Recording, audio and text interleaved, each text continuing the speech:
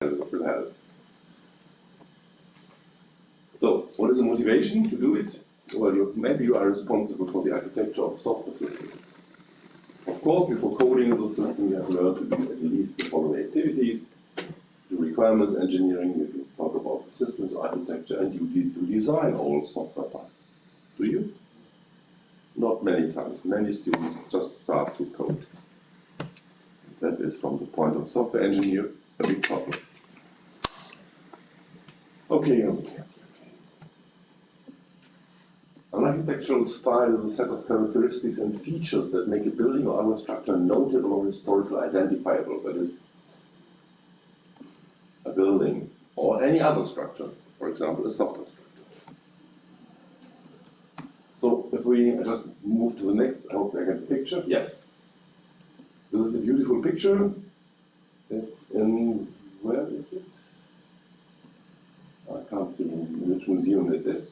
But you can see on one picture a lot of styles, architectural styles.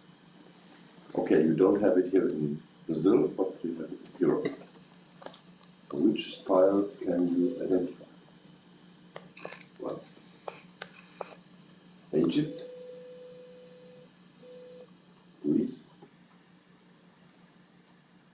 Middle Ages churches,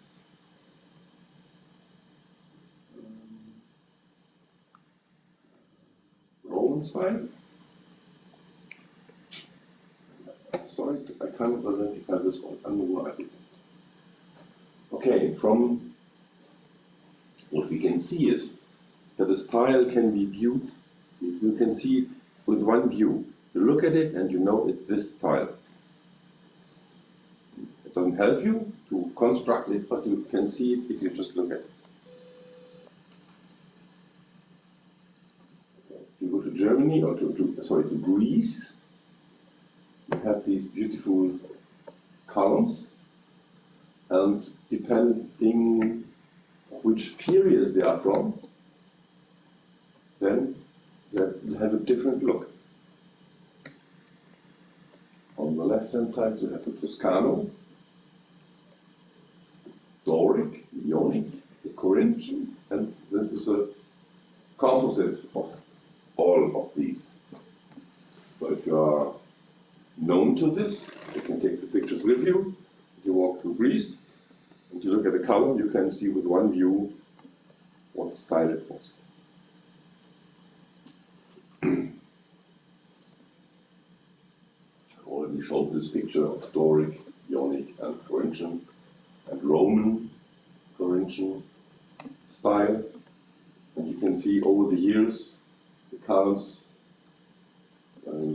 got more height and more ornaments, and yes, they changed from very simple structure to a complex column structure. But at the end, it's very easy. You can see by one view which style it was. With software systems, it's absolutely similar. Okay, we have plenty of different words we use. We have the architectural styles, we have the design patterns, and we have the programming idioms. And they are related to different level of granularity. Architectural styles is high-level design. It is related to the fundamental structure of the system. Design patterns is related to detailed design. It's a communication mechanism between some group of objects. You are covering local design aspects. Last time I showed you a slide where I showed you that design patterns are only related to small parts of the system. It does never cover the whole system. And there are program idioms and styles. Sorry for that.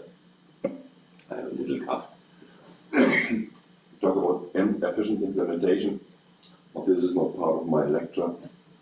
This is more related to the people who do the programming. Okay, this is a reverse engineering of a software system. Is it a good one? A good design? Mm-hmm. Yeah. Okay, from your point of view, Mr. Poser. Okay, I can tell you with one view, every software engineer would say, okay, this doesn't look good. You don't have to talk about it, about each detail. Okay, now this. This is not a good design. You always have to remember that you have to maintain this over the years. If you're in a company, it's 5 years, it's 10 years, it's 20 years, and you always have this structure. And because the structure is of this bad design, you don't get it better. You have to redesign it, or if you work on this, it will get worse and worse and worse. This is a good design.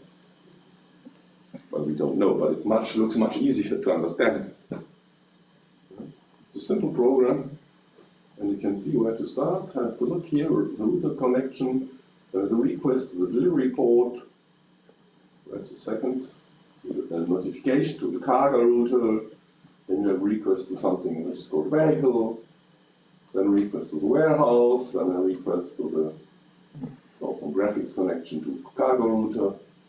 So you can have a sequence of executions and a clear structure in between all these objects. So even we don't know what is behind each object, from the point of software designer, this is much easier to understand than the other one. So what we always try to get is a structure like this. What we always try to avoid, independently of what architectural style we will use, is a structure like this. We don't want this. Once I had a student who came and said, we have a problem in our company, and I have to find an error and I can't find it. And I said, well, I don't know what to do. We can do a reverse engineering. So we did a reverse engineering. And the structure of the system of this student was quite clear. But then there was one connection between something and something completely different part of the system. And he said, what is this? There should be no connection. But if there is a connection, sometimes things happen on a connection. So next week he came and said, yes, it was exactly this connection where we had some exchange of data and this caused the problems. Here nothing really helps, you have to redesign it. That is absolutely disastrous. Maybe they have no knowledge of polymorphism, I think. But okay, you cannot do work with it. This is even going on here, yeah? I just put it in the height, not in the width. So here's still a lot left.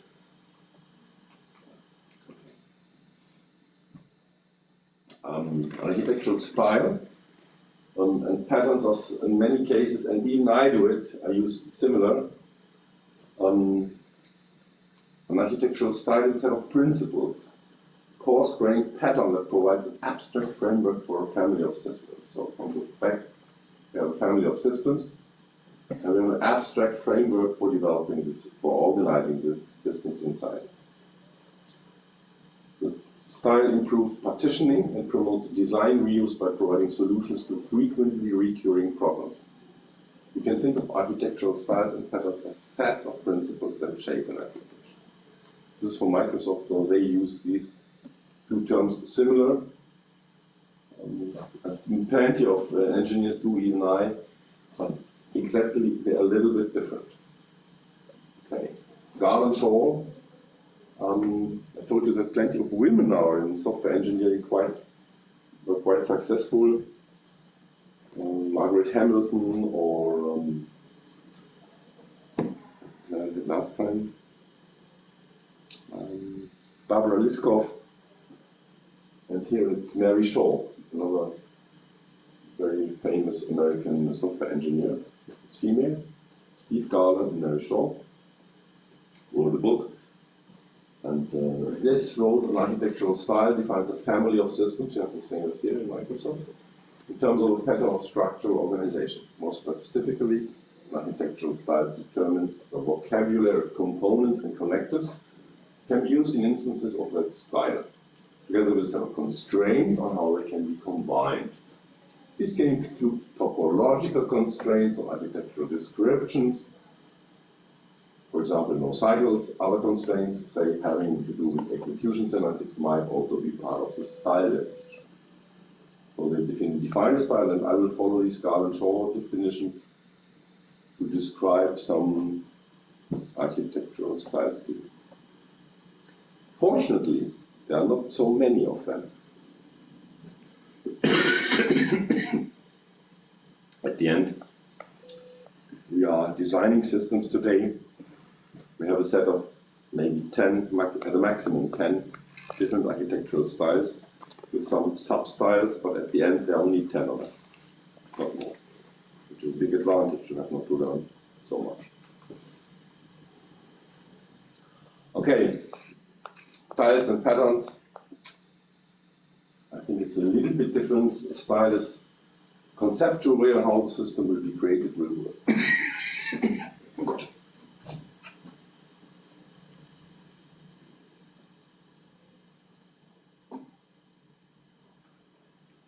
And an architectural pattern describes a solution for implementing a style. A style is something you can see by one view. Indian building, Japanese, German building with a special facade. I told you last time. This is Indian, it's a Muslim building, the mosque. So with one view you see what it is. An architectural pattern describes a solution for implementing a style. So you have decided, I want to implement a facade, or I want to build a Muslim mosque, or an Indian temple, or a Japanese one. Then you need something that helps you to develop it. The style is just the end product, or the pattern helps you to develop it.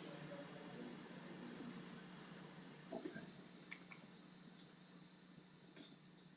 Jump over some because I have some slides for the students that they can read something I only say during the lecture. So when you are back at home, you have not everything present what I said. So I have some things are you can still read it. Okay, architectural styles. I told you there are not more than 10. I have to tell you which 10 are they. Well, some people, if you have a list of architectural styles, maybe some are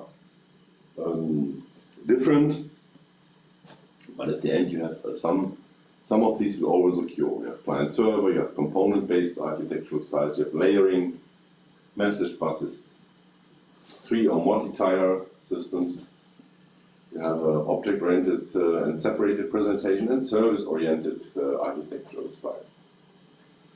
And you have pipes and filters, blackboard. So I will more move to the architectural patterns because I want to give you an idea how these systems are structured and what kind of systems you can develop with these patterns.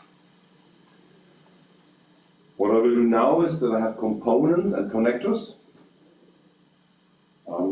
Components are modules, objects, subsystems. Connectors are procedure calls, database queries, pipes, or broadcasts. We have constraints, for example, topological restrictions, and we all visualize this in form of a graph. The components are the nodes and the connectors are represented by the arrows. You will see it's very easy. Our component is a program or a data store. You have places where you can, of the state or of the computation, where you compute or where you have the state of something. You have clients, you have servers, you have databases, filters, layers, and abstract data types can all be a component. It can be simple or composite. And if you put all components together, they describe the whole system. Connector is an architectural element where interactions between components are modeled or the rules are modeled. Who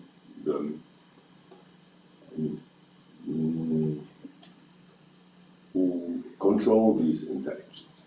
Simple interactions like procedure calls or common variables, complex and interactions like client-server protocols, database protocols, asynchronous, multicast, or piped data streams.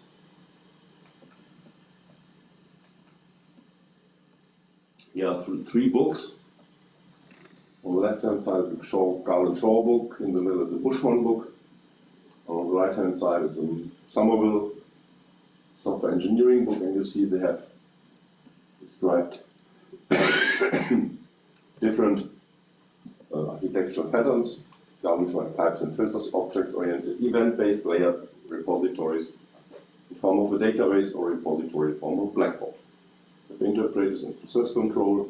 And you see some are in every book, types and filters, because it's very important. Layerings in every book, blackboard is in every book.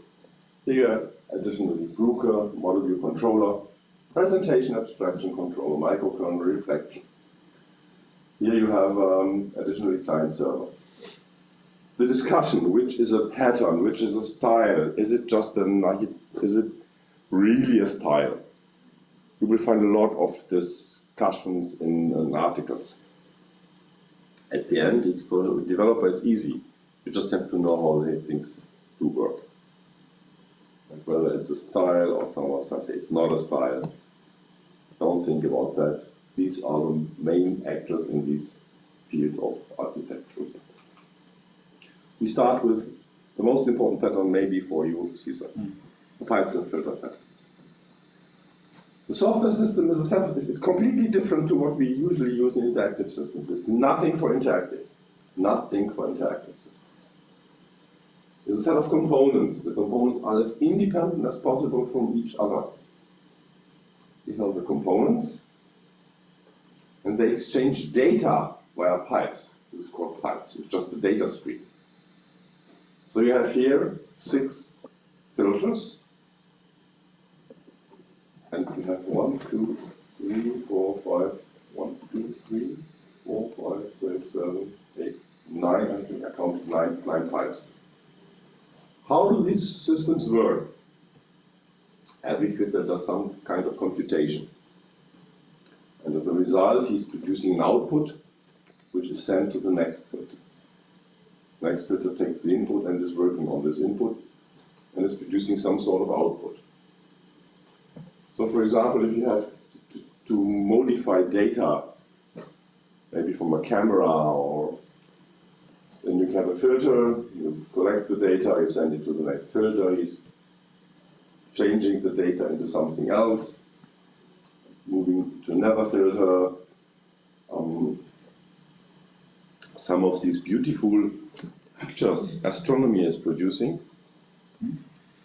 Sorry? Some of these beautiful pictures the astronomy is producing. Beautiful colored pictures. They are not in real colored. Yes. In real they are just black and white. Or infrared. Or infrared. So they have to visualize special effects, they have I assume they use systems like this.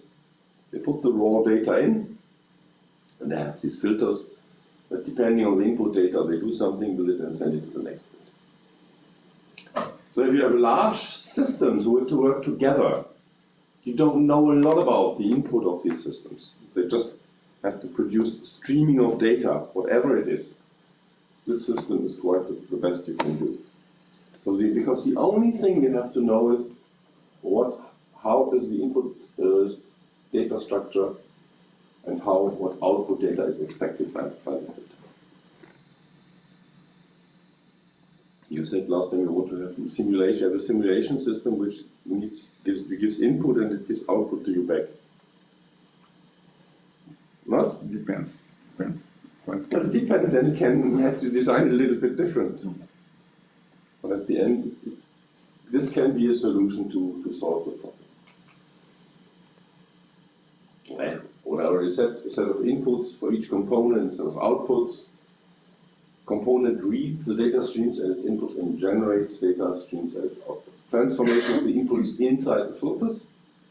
And very important, the output can start before the input is complete. So you can have a stream of data flowing through the system. It has nothing to do with interactive systems.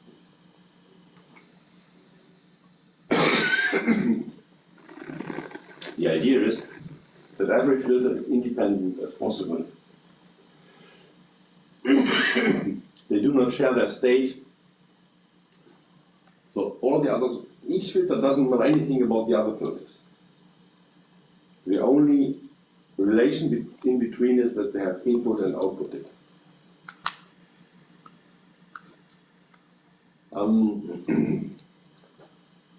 Okay. Yes, there are some special kinds of pipes and filters. I said to you that we have about 10 main architectural styles, but they have specializations. Some are good ones, some are not so good, some are related to very special situations where to use it. So one is called the pipeline structure. There's a limitation of the topology to linear sequence of filters. So you have one linear sequence through the system. When you have bounded pipes, it's a limitation of the amount of data in one pipe. So you cannot put as much data in a filter as possible. There's a limitation of. Or you have typed pipes, which is very interesting.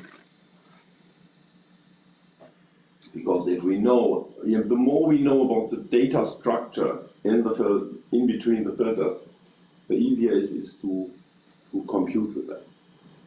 If you have to first to scan the input data and to prepare it for yourself that you can work with it, it costs time, money, and you can make errors doing it. We have the batch sequential. It's not longer, pipes are no longer data streams. So each filter consists of all its input data as one unit. So you get it in, all data in, and then you bring all data out. It's more something of batch, and it's not the idea of pipes and filters. You have stunt pipes and filter architectures, which are another completely other different style of architecture, and it's not a real pipes and filters. What are the advantages? The advantage is that you have an easy maintenance of the system. If you want to modify something, you are sure you only have to modify only one filter, because the filter is independent from how it works. You can replace it.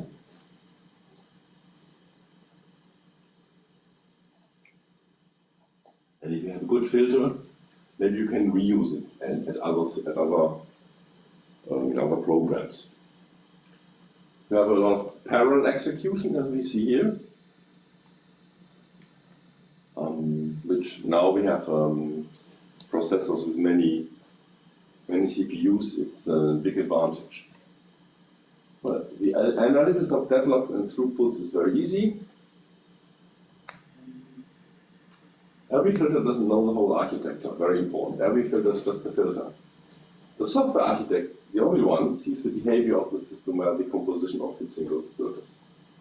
So the filter is as stupid as possible, related to his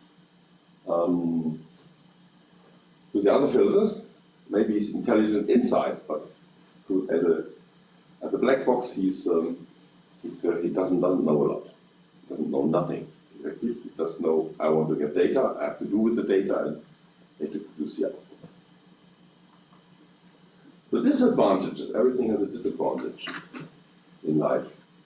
Well, it's not appropriate for interactive systems. There's a main problem of this architecture, because most of the systems are interactive systems. I would say more than 95% of all systems are interactive systems, information systems. Only a smaller part is controlling systems. It's different. In many cases, you have just batch systems, as I told you, instead of pipes and filters. And of course, the data streams in between the filters are in many cases not properly defined. So if you get data which is not well defined, you have to do additional work at the input part of the filter, and you have to write additional lines of code, and it's reducing the performance of the system. And of course, if you have to add additional program lines of code, you can make errors in it. So this is a beautiful structure if it's appropriate for the problem you have.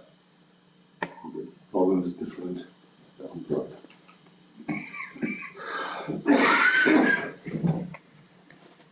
Garnishaw, so that the object-oriented part has another own architectural style. So because of that, I still have it here in the system. Well, a set of objects that communicate with each other. You know that components of the object, the representation of one object is hidden from other objects. Connected are the operations or method invocations. And yeah, changing of the implementation is possible without affecting the clients. And what is the main advantage we always have hoped to get is what we call a natural decomposition of the application domain. If we develop information systems, we try to model related to the real world, and we in most cases, we can keep this structure the whole time in the system. So a student is a student, and a university is a university, and the relation between university and students is always one university to many students. So from the beginning of the analysis till the end of the program, we have this relationship, and we can keep this natural modeling of the world. We have what we had in the beginning, the analysis phase, still have it in the code.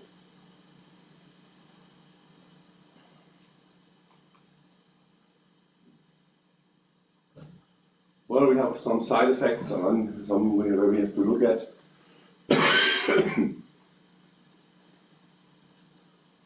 If you have an interaction between objects, you need to know the identity of the called object. As I said to you, to the filters, that is not necessary. We have some hidden side effects in object-oriented programming. One is called, if you have inheritance from more than one parent. In Java you don't have it, you have just a single inheritance, but in C++ you can inherit from several other classes.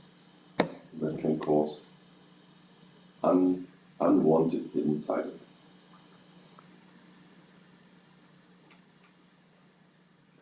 Layering is one of the most, a very, very good pattern. The system is decomposed into a set of hierarchical arranged layers. Or the kernel, the utilities, application layers, and then the user.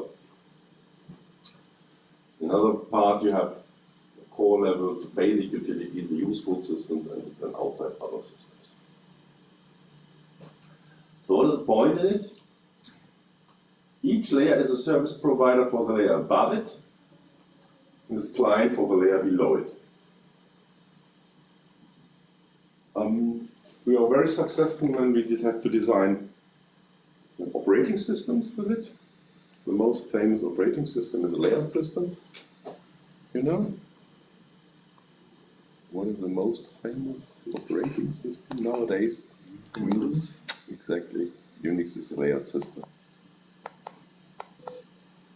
So, if they change something in the kernel, it's always an interesting point in the development of the Unix system, because they know it's very, very difficult, because it may affect, of course it will affect the utilities, the next layer, but that may affect other layers as well. They try to avoid it, but it's not always possible.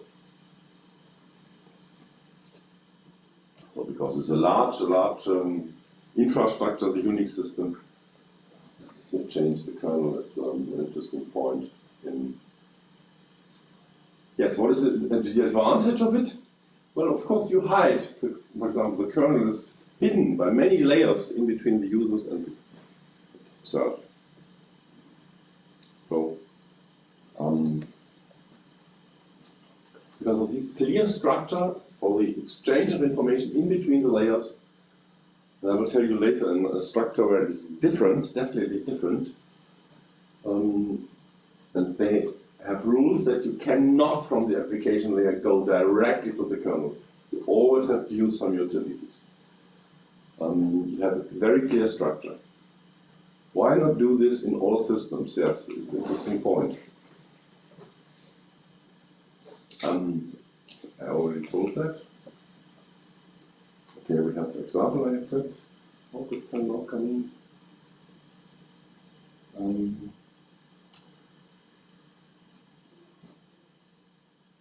Okay, I always go to that. Okay, here's the point. Unfortunately, layers are very, very difficult to design. Compared to the entire architecture, tier architecture, I will tell you later, but it's a little bit different. Layers are very, very difficult to design. Now, sometimes it's difficult to explain it, why it is like this, but at the end we know it's difficult because the people who do layering, layered architectures, tell you, yes, it's more difficult than tier architectures or blackboard architectures. It's obviously very difficult to stay close to this very clear structure of the layers.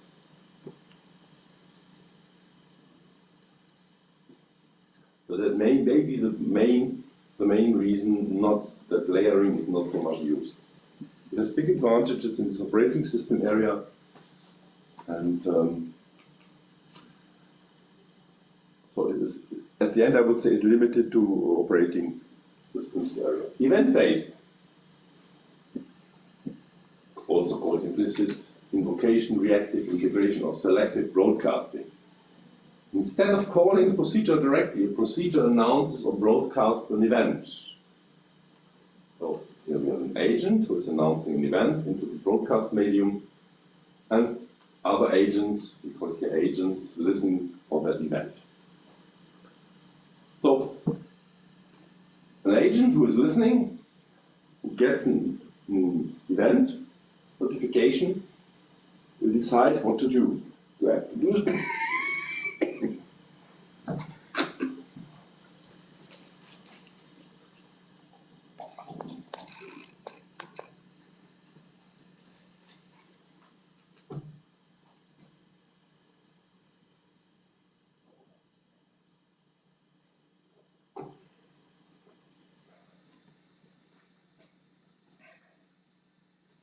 So each agent who gets an event is deciding individually what to do with it.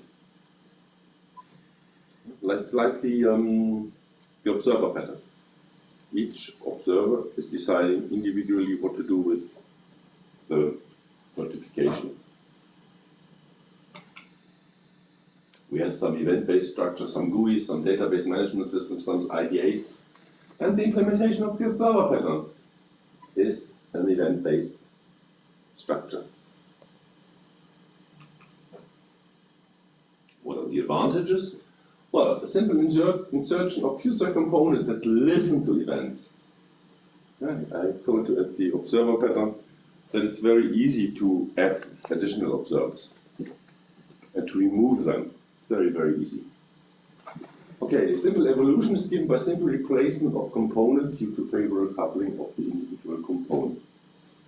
What may be the problem? The problem may be the broadcast system medium. So if it does not work, or if you change something here, a lot of things will not work anymore. We don't have a clear structure. We give what is the execution 1, 2, 3, 4, 5 in the system. which agents react exactly when to the event and how he will do it, we don't know. We don't know, we have a global data structure here, which we try to avoid in many cases. And performance and resource management is quite difficult. So, to say it clearly, real-time systems cannot be developed with event-based architecture.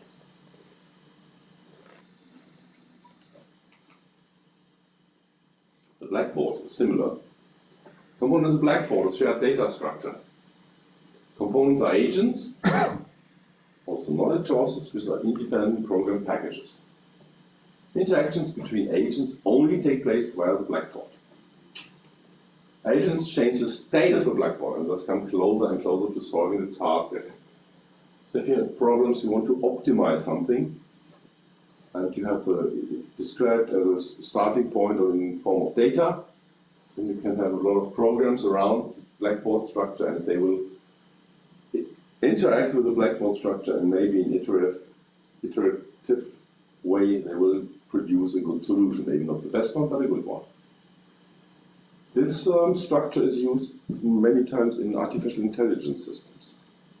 For example, the multi-agent systems is most of the time is programmed via blackboard structure. There are plenty of agents. This is the world they live in, and they interact with the world in a manner we have to define. And they change the world and try to find a solution for themselves or for a group of agents, or some clients who have agents on the run. So I think many of these new knowledge artificial intelligence systems are designed by blackboard. Maybe ChatGPT is done like this. Because you have a large data structure in ChatGPT, a really large data structure. And you have a lot of agents around it who solve some problems. Sometimes they tell you what the architectures they are using, sometimes they do not. But ChatGPT looks very much like a blackboard. But the control of the system is determined exclusively by the state of the blackboard, and the agents are conditionally calling by the, depending on the structure of the blackboard gives the agents the opportunity to interact with it, or the agents itself require interaction. Many intelligent systems are developed like this, and we have an agent game in our lab. I always was unsatisfied with two things. The first thing was, when the students have a programming course in the first semesters, they have to fulfill some exercises, some tasks, and when they come with their solutions, and they always ask, is it enough to get the certificate? Is it just enough? It's not good, but is it enough? And I said, okay, all these enough students, how can I catch them? So I developed an agent game, a blackboard, and I said to them, okay, this is a real board, a map with fields, like a chess field, but maybe larger, maybe 100 per 100. And on some fields are walls, on some fields are food, on some fields is nothing. Then you get one agent to start, and the agent can do simple things. He can walk just a little, he can eat if he finds something to eat, and he can reproduce himself. So the goal is to develop the whole world and to avoid that the other ones are developing the world. So we have now a competition of programs. So I gave this as a task, and in December, in the winter semester, students came and produced their results. I said, okay, let's make a competition. And then some students saw that their agents are really bad. And because they couldn't like it to be a worse student, they said, okay, we have the next competition end of January, I will produce a better one. I will not be the worst student in this group, or one of the worst students. I want to be on top of the level. So between Christmas and they came back in January, they produced absolutely beautiful programs in a competition. And I didn't have to say, is it good enough? They saw, could see it because of the competition. A good program was one who won the competition, or was at least in the middle. So the students could clearly see, is it good, or is it not good, or is it maybe just enough? So on the first side, I had the advantage that they, at least once in their time in the first semesters, they produced a really good program. They had the wish by themselves to produce a good one to compete with the other students. And they learned a little bit about multi-agent systems, because there were multi-agents competing against each other. Simple problem of multi-agent systems, but a typical problem. The multi-agents compete as a group against another group of multi-agents. So I had good programs for the students that they learn how to program, and I gave them a first idea how multi-agent systems did work. Everything you are successful in, something is not good. So it was object-oriented programming. But in this case, you do not a lot of object-oriented programming, because they have only one object, one agent. So it was more a point that they had good algorithms. It was not important that the agent, the interaction of objects, it was more that one agent had a good algorithm behind himself.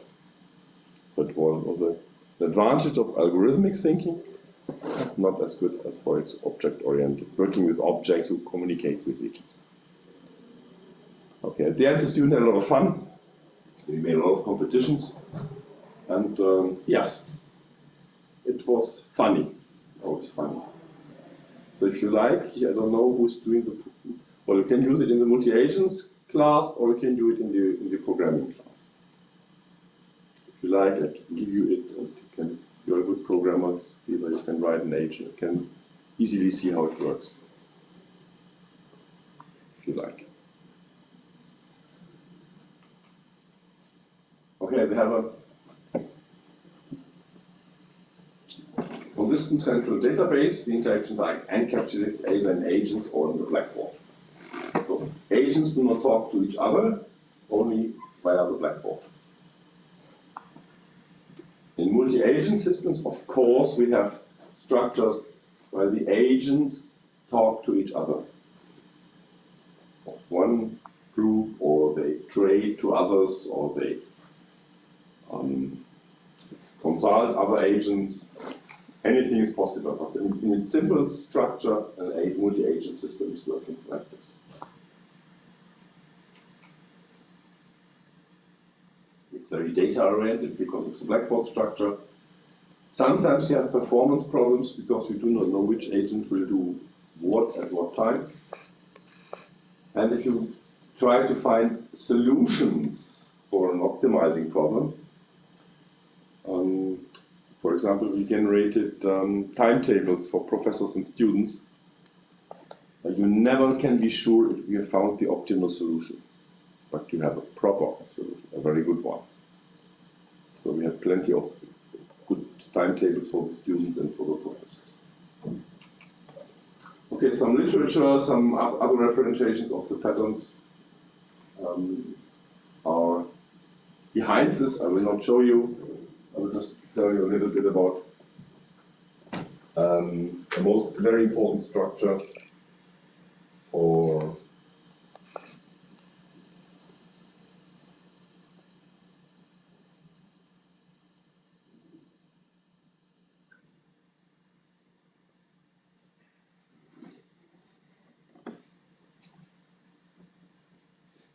information systems. Most of the systems are information systems. I would say 95%, maybe 90, but at least most of the systems are information systems. People sitting in front of a mobile, of a desktop, of a laptop, and want to get information about something. So how are these things developed? I will tell you. It's what we call a multi-tier structure. It's not a layering structure. I will tell you it's not layering. For example, here's an example for the Java Enterprise application. At the moment you have, I would say, the Microsoft world, you have the Java world, and that's it. For the development of large information systems, you have these two structures. So what do we have? We have different tiers. You have the back-end tier where are all the databases, you have the client tier where are all the clients sitting, and in the middle you have the middle tier. And here in this example you have a middle tier of a web container and an e.g. Enterprise Java Bean container, a special container for Enterprise Java Bean components. So the clients have the interaction with the web container, we have servlets, Java server pages, or simple HTML. These have an interaction with the Enterprise Java Beans, and they have interaction with the database. So this looks a little bit like layering, but I will show you other slides. You see that it's different. So now it's moved a little bit, the clients are on the top, then you have the web tier, business tier, and the enterprise information systems tier with the databases.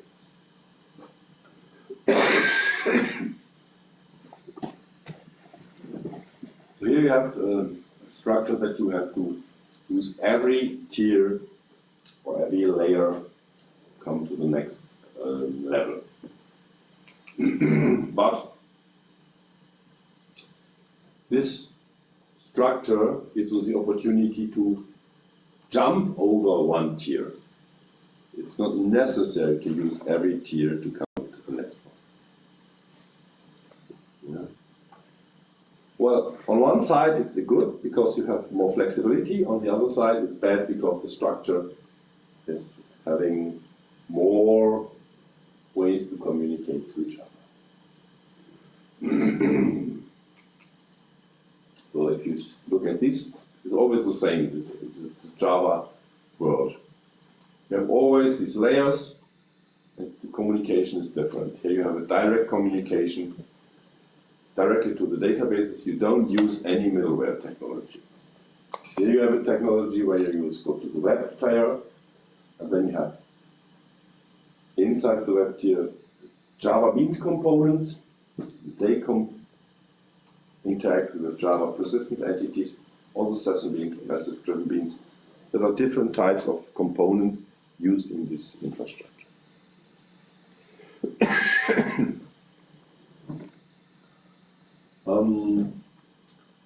We have 2 or 3 courses related to this Java enterprise level. A prerequisite is a good Java knowledge. And then you learn how to use all this middleware technology, use how to work with these tiers, and how to use all these different kinds of entity beans. It's a little bit complicated, but at the end the students get absolutely good paid jobs. Some are earning as much as I earned from the start. So it's quite good, and because it's not so easy to do that. Okay, you see here, sometimes you don't say it's a tier, it's just a database somewhere in the world. We have different client machines, you can have mobiles, you can have PCs, you can have a web browser here. And you see here, you can communicate with the enterprise bean level, and the others containing this interacting with the servlet and JSP level. I always tell my students that to show them that it's not a layering architecture, it's a tier architecture. Even we sometimes say it's layer. Where is it? Here you have the word tier, and you have the word, similar to the word layer. Layer can be used as well. I say to my students, if you have, say, layer in this special world, it is not the layered architecture, it's always tier architecture. You can say layer, but if you say layer, you mean the logical components. If you say tier, it's more related to technical tiers. But some people use it as patterns and styles, they use it with a tier and logical as well. Okay, give you an example that it's not so easy to use it, because you have to know a lot to use it. You have the database, you have the EGB tier or container, you have the web container and the web tier, and you have an applet container. In the past there was the applets on application client container with plenty of services the Java infrastructure is providing. Related to what you do, you have to know these services. For example, the server phases is important if you are developing web applications. Persistence is necessary if you want to persist data. Connectors is necessary if you have special databases you want to use, and so on. Security is something, and you have to know all this, how to do it. Okay, I'm going to tell something about all these services. I will not do this here now because it's more about levels and not about all these services. Okay, let's go back to which is the best slide, maybe this one. So, to develop information systems, we always have some data in some databases now. It can be classical SQL databases, but on the internet we have more and more NoSQL databases. I don't know whether you have here professors for NoSQL database. We have a young colleague, young female colleague, more females are entering into computer science in Germany, who comes from a graph database company. Then you have the middleware technology, you can have even split it more than two. You have at least a web container and a GP container, web for communication with the clients, and the EGB container, the components to compute things. Okay. This is the tier, or I don't say layer architecture, it's an n-tier architecture. Even we sometimes say it's layer. And this is combined with another architecture pattern. So developing information systems, we put two things together.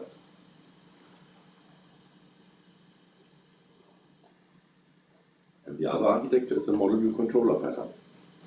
We already had last week, where we have a model and a controller and a view.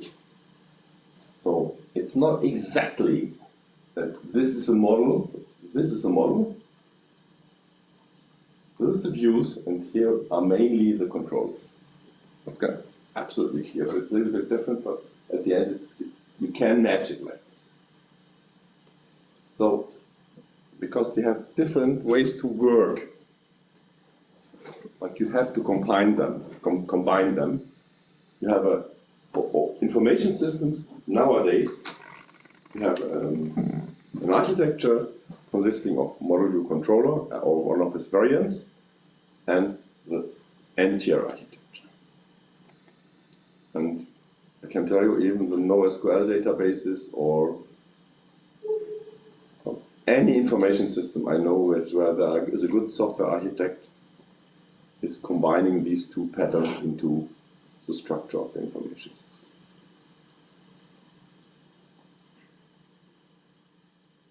Repetition of a model view controller. Any wish? No or yes? I have no idea. No idea?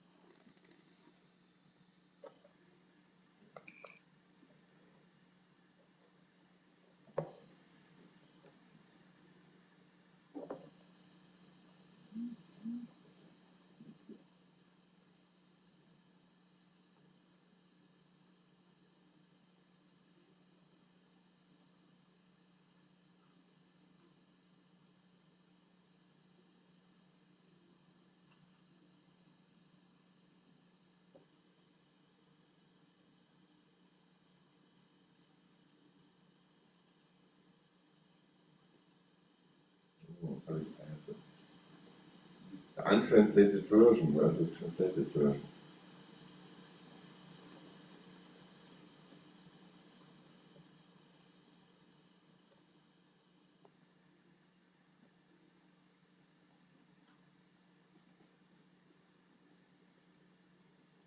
Yeah.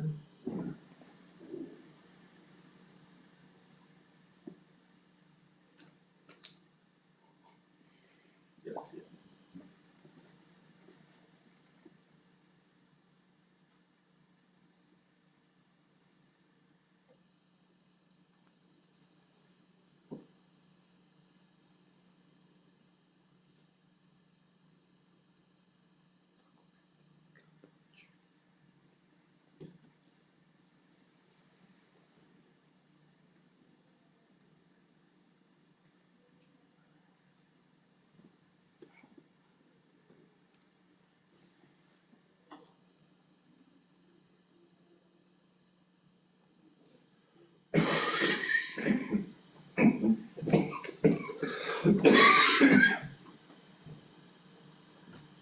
Tomorrow is better.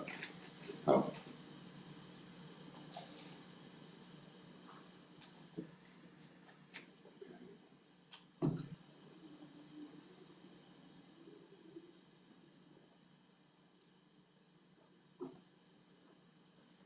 Yes, most of the people who did big inventions in computer science are now very old.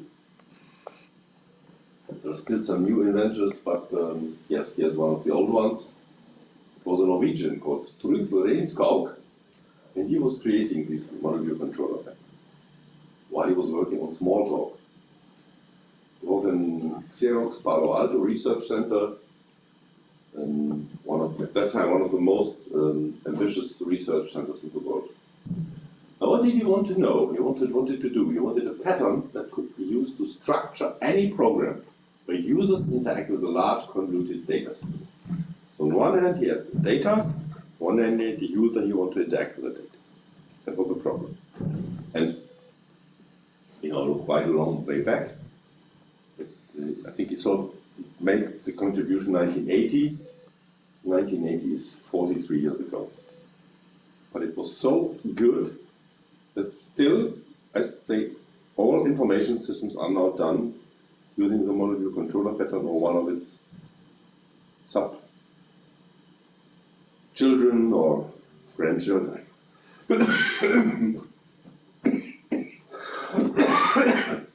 Okay, what is the idea about the model view controller pattern? The idea is that you have a model, it's data. And this model can have operations to modify the data, but it gets input from the controller. The controller says, I want to change these numbers. Here you have an example, let's say for an election. You have three parties, A, B, C, and one is 50, 30, and 20%. And over the evening, if new results come in, this data will change. Maybe the biggest party will lose some percent of its value, and the others will gain some more. So if this data is changing, what is the problem? The problem is that you have to update these views, represent the actual state of the data. So, view is any representation of information such as chart, diagram, or table, whatever we do with the data we get. And we have here multiple views of the same data, it's all representing the same. This line of numbers, this column chart, and this, how do you call it, cake chart. So, views render presentation of the model in a particular format. The controller accepts input and converts it to commands for the model or view. So you sit there, and it changes the data and changes the model.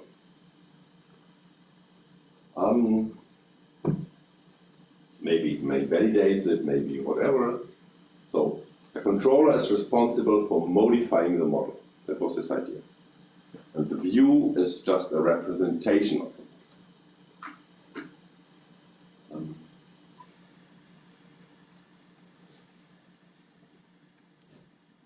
So this is so simple that you think, okay, this works, yes it worked.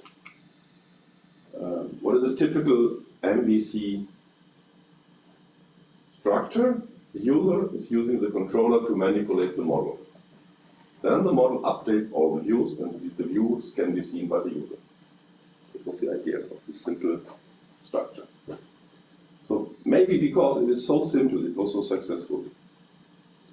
So the language Smalltalk 80 was designed using model view controller pattern. And Smalltalk 80 was so successful because it used this structure, this architectural pattern. And I was working in the 80s, but with Daimler-Benz. And when we got to know this pattern, we saw it from the first view looking at it, that this will modify all our systems to this structure. And over, I would say, less than 10 years, every information system at the company was using model view controller. So we have an independence of presentation and data, multiple views on the one model is simultaneously possible. We have a composer presentation widgets, one view used as a sub-view of another. We have switchable input modes by swapping one controller out for another during runtime, and independence of input and output processing where separate responsibilities of controllers and views.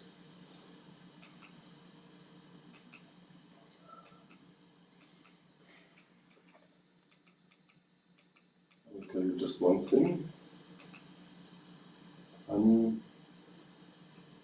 Go back to explain the problem. The problem. What is the problem? Well, the modification of the model is a concrete process. You modify the model. You've got new information. Party R got 48, party B 31, and party C 21%. So you modify the data. That is easy. But the next point is difficult. You have maybe, here are 3 views, but you can have 1 million views. If you want to look at soccer games, the World Championship, all Germans want to know how our team is playing. So we have a similar 1 million views on our team. Maybe you in Brazil have some people more, 10 million views.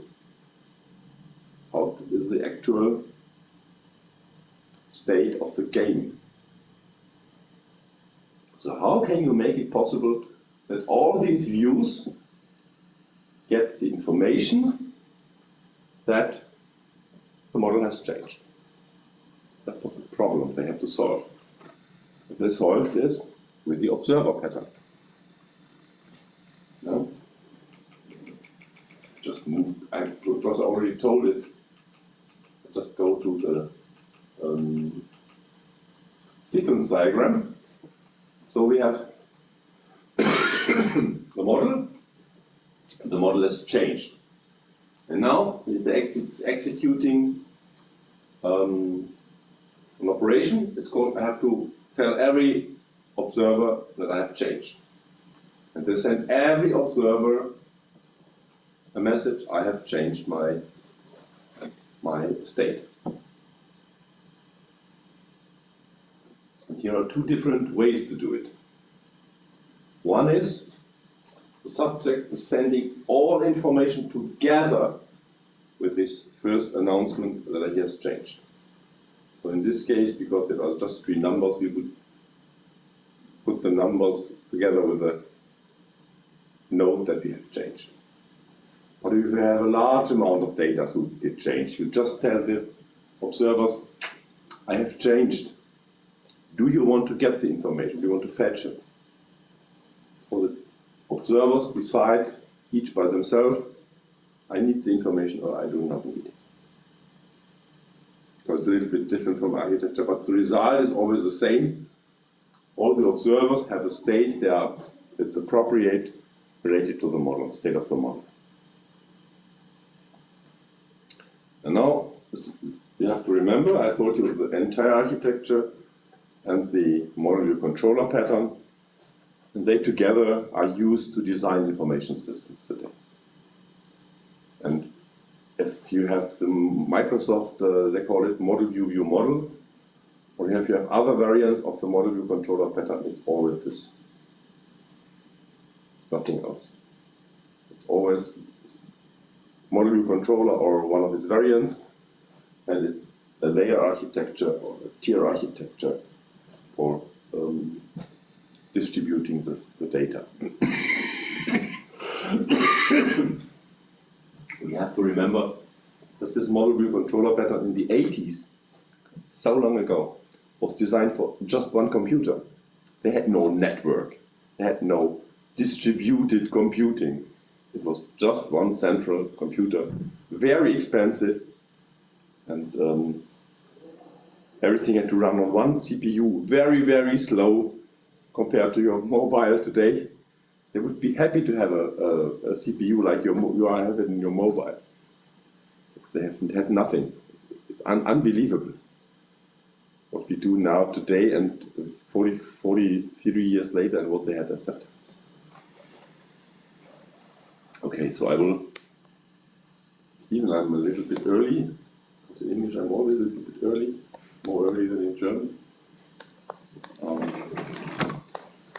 If you have any questions, I will answer. Otherwise, yes. If we do projects for companies in our area, well, we use always these 2 patterns to design systems in the Java enterprise world. So the technology, we always use Java. We are a Java university. Our department has decided to do most of the programming using Java.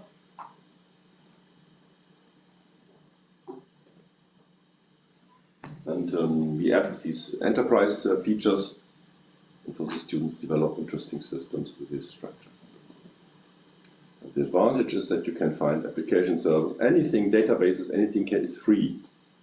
So you don't have to pay anything to companies to use their infrastructure.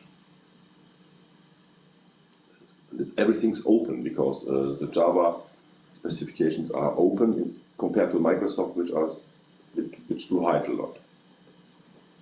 So especially as a professor, if you do teaching with the students, they have a question and I do not know the answer, but then I can look at the specification and can say, oh, next week I have the answer, because I know I can look at the specification. And it's developed further and further. There are newer versions. Now it's not called Java Enterprise, it's called Jakarta. But it has a good development and it's still used in many companies in Europe and in the States. I don't know how it is in Brazil, but in Europe and in the States we use it quite a lot. Thank you for listening, even I had this cut.